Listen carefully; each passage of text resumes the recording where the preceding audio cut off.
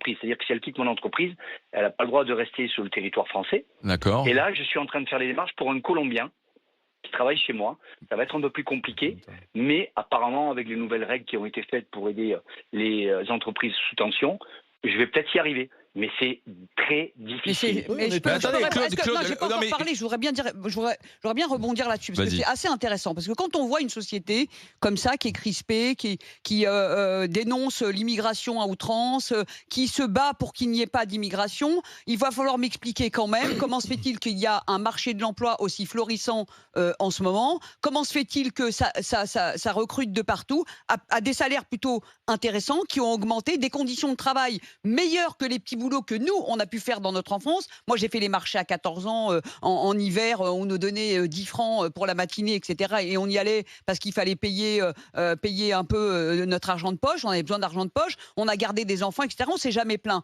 Aujourd'hui, on propose à des étudiants et à des jeunes et moins jeunes des boulots où les employeurs ont tous fait un effort, ont tous essayé de rendre les conditions de travail meilleures. Or, il n'y a pas. Donc, moi, je considère que, vu que le marché de l'emploi français ne fonctionne pas, il faut faire de l'immigration massive qui va prendre ses boulots et tout le monde se la ferme. Le premier qui se plaint, eh ben, on ne l'écoute pas. On l'écoute pas, point. C'est ce qu'a fait l'Allemagne. Non mais c'est-à-dire qu'on va faire distribution de la gamelle du RSA à tous ceux qui râlent dans leur canapé en disant on veut pas d'immigration, ok, vous voulez pas prendre les boulots, très bien. Eh ben moi je suis pour l'immigration massive pour les boulots. C'est l'un ou l'autre. Soit on se bouge le cul et on prend les boulots, ou soit on fait l'immigration massive.